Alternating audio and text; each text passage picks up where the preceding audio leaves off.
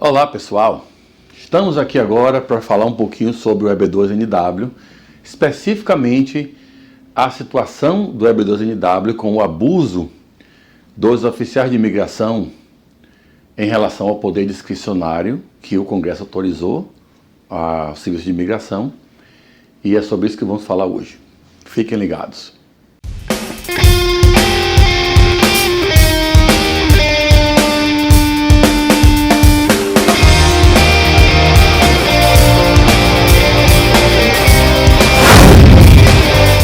Então galera, o que acontece? A gente sabe já falamos aqui em vários vídeos, também essa informação está amplamente disponível na internet. Os processos de EB2NW, a parte do EB2 é matéria de lei e a parte do NW é discricionária, tá? Ou seja, mesmo que você prove tudo, mesmo assim o oficial pode negar o processo alegando que é discricionário e não tem a obrigação de aprovar, mesmo que você prove tudo. Não é só você provar tudo, é provar tudo e o oficial querer aprovar o seu processo. E os oficiais devem ser treinados para analisar o processo de imigração, já que essa parte é discricionária, então a imigração publica guias ao público em geral, e todos os advogados também que vão praticar.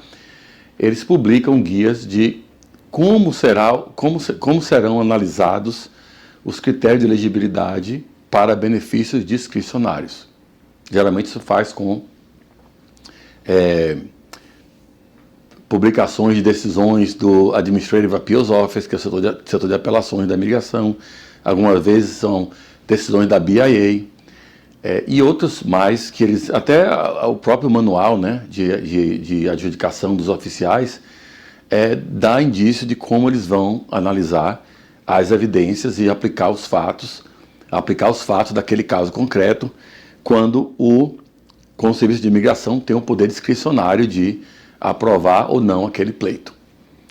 Então aí você pergunta, então o que é que eu posso fazer para convencer o oficial a aprovar meu caso? Bom, para aumentar as chances, você tem que fazer tudo que o caso precedente, que nesse caso do EB2 é o caso Matter of Dun-Azar, tudo que o caso Matter of Dun-Azar estiver pedindo, você então comprova, tá? E o que a gente vai falar nesse vídeo aqui é justamente uma tendência que a gente está vendo na migração de abusar do poder discricionário. O que eu quero dizer com isso? Eles têm o poder de decidir se querem aprovar um caso ou não, mesmo que você prove tudo, eles podem dizer que não, tudo bem. Mas eles têm que informar por quê. E tem que haver, mesmo que ele não pode somente dizer, você não provou isso. Eles têm que dizer, você provou isso, mas eu não aceito. E por que não aceita? Bom, isso é o que a gente vai ver. Então, a gente vai ver aqui agora o contraste entre o que o caso Dun-Azar, no caso, pede para a EB2NW e o que alguns oficiais estão usando como argumentos para emitir um RFE ou negar até os casos de EB2NW. E vocês vão entender que isso é ridículo e está fora do poder discricionário que o Congresso concedeu à imigração na hora de decidir esses casos. Então, por exemplo, a gente está vendo aqui um caso onde é um EB2NW, onde a imigração fala o seguinte: e o SIS notou que as cartas de recomendação submetidas são de indivíduos que são profissionalmente conhecidos do beneficiário. Ok.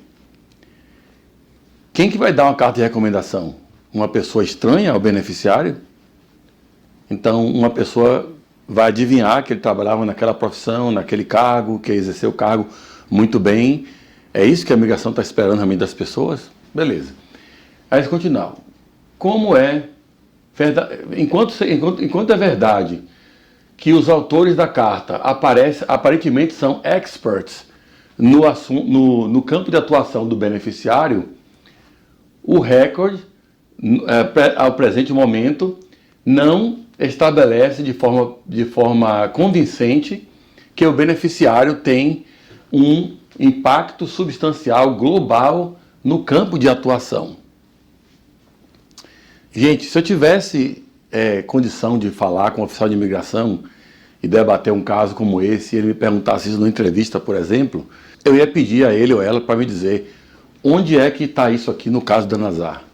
Onde é que ele viu que você tem que ter um impacto global, substancial, no campo de atuação. Isso geralmente se pede no EB1, né? Então, no EB2 não tem isso. O caso da Nazar não fala disso da forma que está aqui. Completamente fora. Aí depois ele continua. Seria normalmente esperado que um alien que tivesse tamanho impacto substancial no campo de atuação fosse garantido o National Interest Waiver, fosse dado o National Interest Waiver. No caso, dizendo que deve-se dar o National Interest Waiver, o NW, para pessoas que têm esse tipo de impacto. Então, quer dizer, é uma coisa excepcional, né? Está muito fora do que o caso da Nazar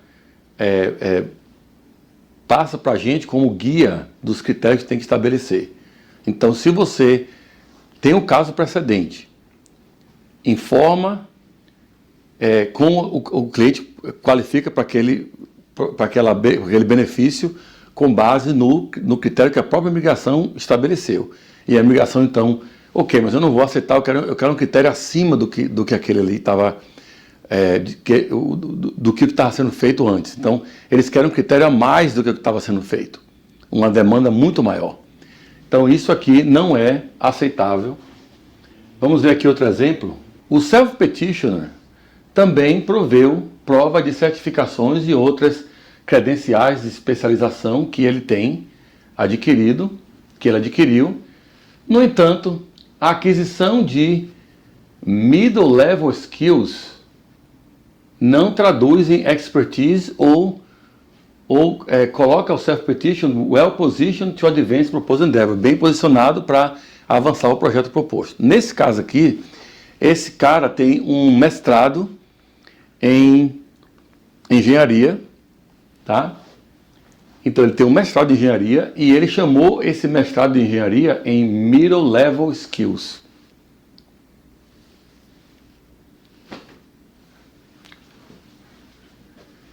The self-petitioner may have achieved some personal and professional success. Então ele pode ter atingido algum sucesso profissional ou pessoal. Ele não ilustrou como o seu sucesso pessoal constitui progresso no campo de atuação, no campo de atuação dele, né? No nível que o coloca em posição de estar bem qualificado para avançar o proposed endeavor. Gente, isso é uma pessoa que tem mestrado na engenharia, na área de engenharia, que ele tem um projeto dele lá, e que tem vários anos de experiência, e ele está falando que o sucesso pessoal e profissional não leva a crer que ele está bem qualificado. O que é que leva a crer, então? Então vamos lá, o cara tem que ter sucesso profissional na carreira profissional dele, tá? Ele tem que ter um mestrado, é bom ter também um mestrado, tá? Mas isso não é suficiente ainda. Ele tem que ter, no caso, mais do que o middle level skills. Então eu não sei o que é que eles chamam. Então só quem tem PhD, né? Para esse oficial. Ou seja, essa linguagem nova aqui, que tem aparecido recentemente, não está no caso da Nazar. Tá? O caso da Nazar não fala disso. Para vocês entenderem bem, o que o caso da Nazar fala, se for traduzir em uma frase, se for sumarizar em uma frase, é o seguinte: você tem que mostrar que está bem qualificado, bem posicionado para avançar um projeto que tem mérito substancial e importância nacional.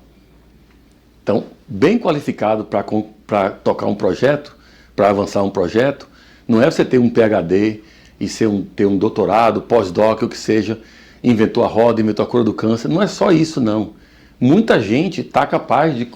Por exemplo, você apresentou um projeto de engenharia, na parte de consultoria na área de engenharia, seja engenharia de minas, seja engenharia ambiental, seja engenharia civil, engenharia elétrica, o que for. Então ele apresentou um projeto, eu vou dar consultoria nessa área. E ele tem um mestrado nessa área. Como que essa pessoa não está bem qualificada para conduzir o projeto? E quem que vai dizer se ele está bem qualificado ou não? É o oficial? O oficial é conhecedor da área de engenharia? O oficial conhece bem essa área para julgar se aquela pessoa está bem qualificada ou não? Não tem. Então, na verdade, o oficial que não tem cultura nessa área está alegando que, apesar de ter carta de perito, que tem cultura nessa área, que tem conhecimento da área, atestando que a pessoa está bem qualificada, mesmo assim, ele tem middle level skills. Então, isso aqui não dá para você, comprovar um caso desse, tá? Você não tem como provar, não tem como, por mais que seja discricionário e você prove tudo com base no que eles estão dizendo, não tem como provar. Se você pegar um oficial como esse, o caso não tem como ser aprovado. Por quê? O que você vai provar para esse oficial para convencer?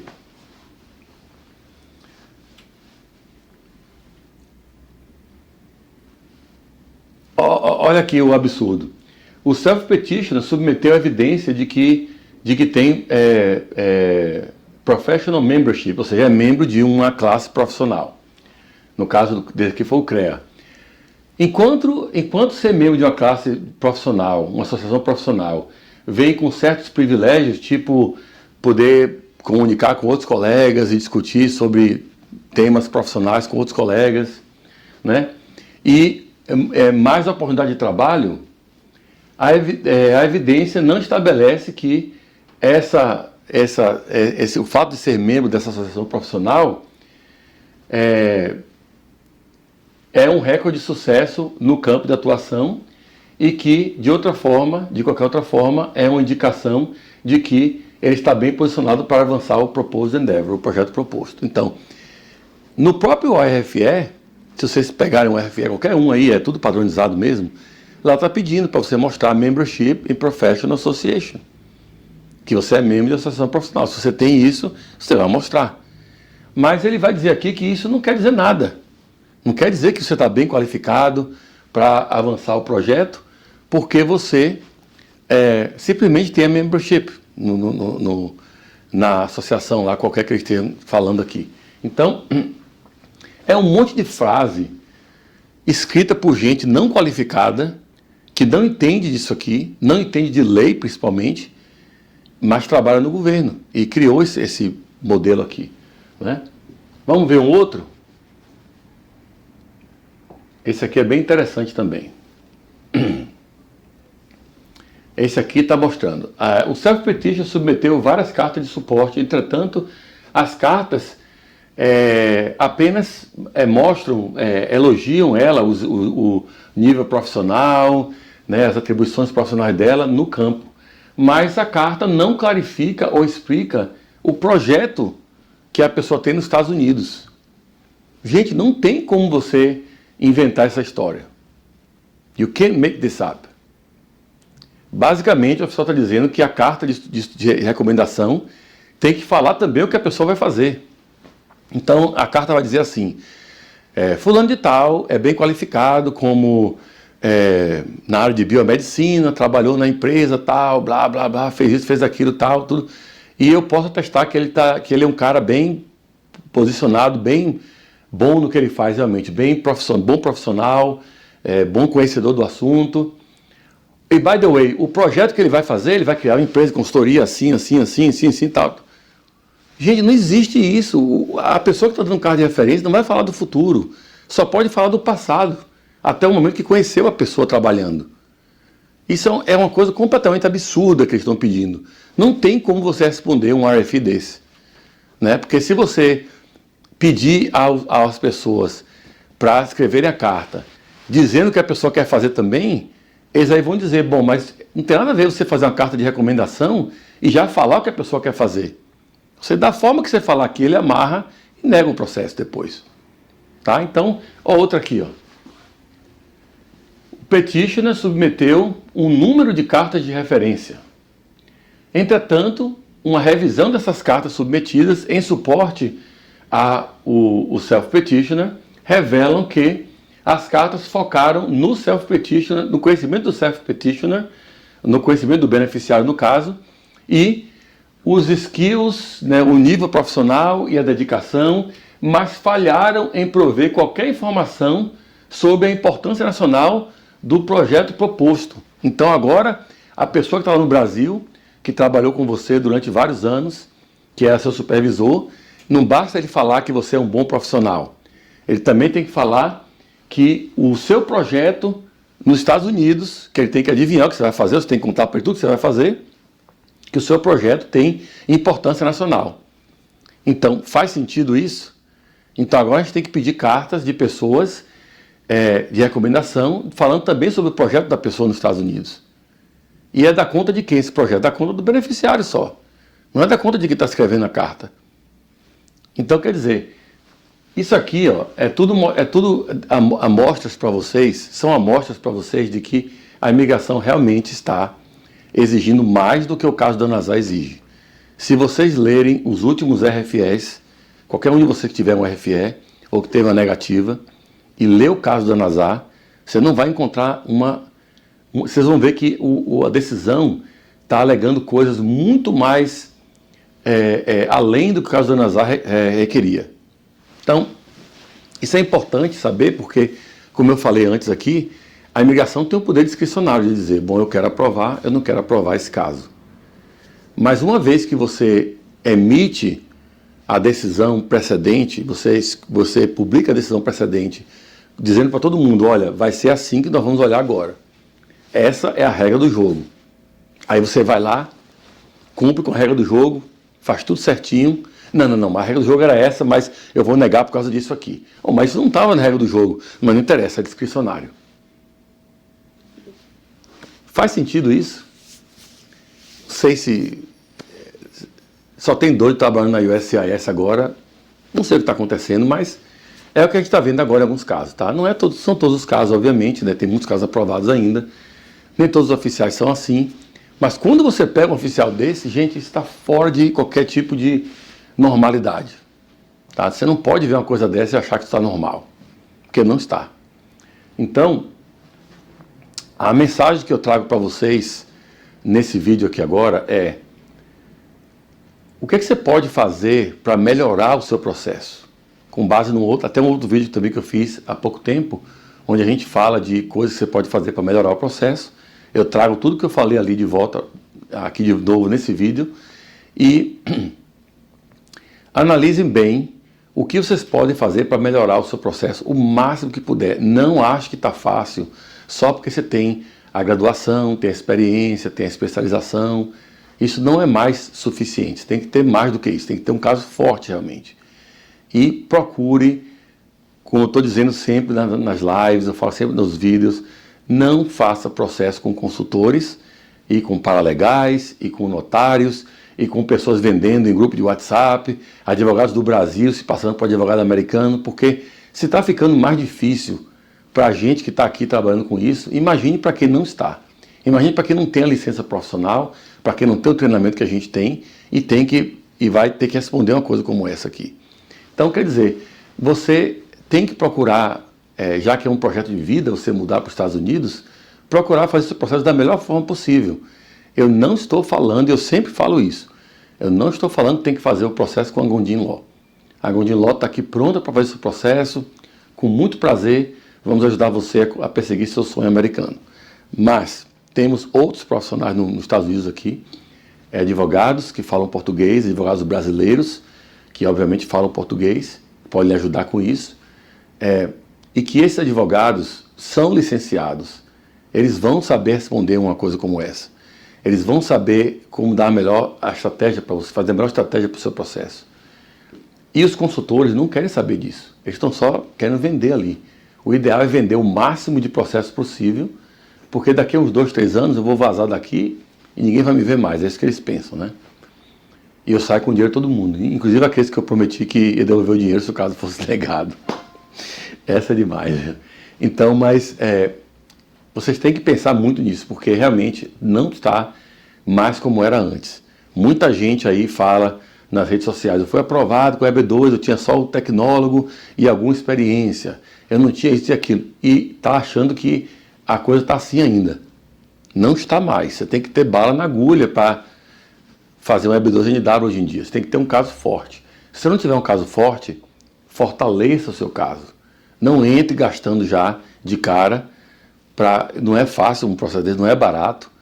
O real está caro no Brasil e você vai gastar com um processo desse para aventurar. Claro, você pode ser aprovado? Pode. E aí você vai rir da minha cara, falar que rir da minha cara que foi lá, não vi você, não vi o que você falou, fui lá, apliquei mesmo e deu certo. Beleza.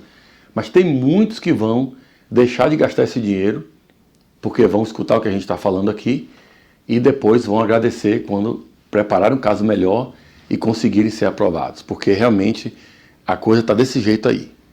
O exemplo que eu dei antes é o cara com um mestrado e ele chamando de mid-level skill. Sabe quem tem mid-level skill? O agente que decidiu aquilo lá, que fez aquela análise. Ele tem mid-level skill. Mid ou low-level skill. Porque para trabalhar na imigração, você não tem que ter um mestrado.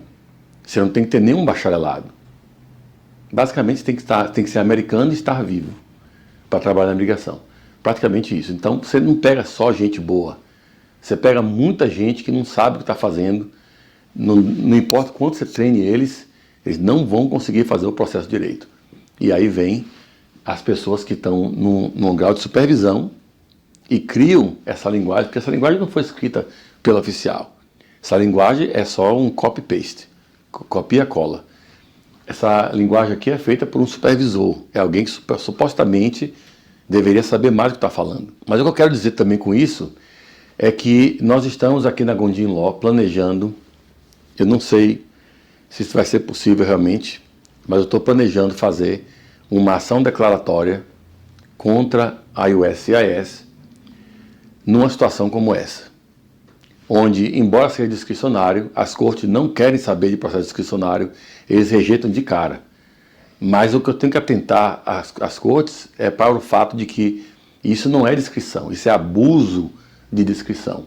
Isso é um abuso muito sério. Você pense bem o que eu estou dizendo. Eu falo para você, olha, a regra do jogo é essa. Você tem que jogar o jogo assim. Você vai e joga daquele jeito e eu não aceito e exijo coisas diferentes que não estão na regra do jogo. Tá? Tem um termo para isso, né? Ultra vires, né?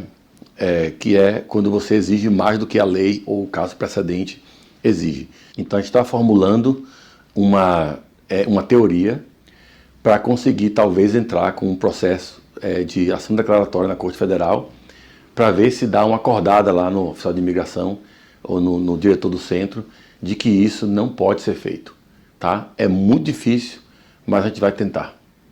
Eu não sei quando vai estar pronto isso, eu vou escolher alguns clientes aqui que foram negados por casos absurdos, né? E vou ver se eles estão dispostos a fazer isso para ver se beneficia a comunidade como um todo de EB12NW, porque realmente isso está demais, está muito abusivo. Tá? Isso aconteceu de um tempo para cá, depois que vocês já ouviram no outro vídeo que a gente fez aqui também, que os brasileiros estão cometendo fraude no processo de EB2, estão mandando processo que não tem pé nem cabeça, entendeu? Então tá todo mundo vendendo EB2 para todo mundo aí, do jeito que quer. Então virou essa bagunça do EB2, do oba-oba dos brasileiros. E isso está gerando, a resposta da imigração é essa. Então a gente tem que combater isso, porque você não pode dizer que, porque algumas pessoas estão fazendo isso, todo mundo daquele país também está fazendo a mesma coisa. E exigir coisa a mais do que o próprio caso da Nasak e vocês da imigração publicaram, dizendo que ia ser o formato de análise, e agora você está exigindo coisas fora desse formato. É isso aí, gente. A mensagem é essa. Faça o seu processo o mais forte possível. Não deixe nada fora do processo. O que você puder incluir, o que você puder fazer para melhorar, faça, porque não é fácil aprovar a EB12NW mais como era antes, mas se você tem um caso forte, deve tentar. Você deve continuar tentando, porque você vai conseguir eventualmente. Mas aumente as suas chances. Porque, como fala de estar nos Estados Unidos, né, don't take it for granted. Que o EB12NW não está mais assim. Tá? Então, essa é a mensagem que eu deixo para vocês aqui. E nos vemos na próxima. Se vocês não subscreveram no nosso canal, por favor, subscrevam. Aperte o sininho para ser notificado quando subir um vídeo novo. Nós vamos ter uma live. Essa semana eu vou tentar fazer uma live toda semana, mas eu acho que a semana vai ser quarta-feira. Vocês vão ter uma live especial. Não deixem de comparecer. E a live eu vou tentar fazer no Instagram e no YouTube automaticamente, os dois simultaneamente, que é como eu tenho feito os outros, né? E se vocês quiserem uma consulta, vocês podem acessar o nosso site www.gondinlaw.com, que também vai estar aqui na descrição, e lá você pode clicar o botãozinho de appointment e escolher o horário, o dia que você quer ter a sua consulta, e vai ser um prazer conversar com você sobre o seu processo de EB12NW ou qualquer outro processo de imigração que você tenha interesse. Tá? Tchau, pessoal, nos vemos na próxima.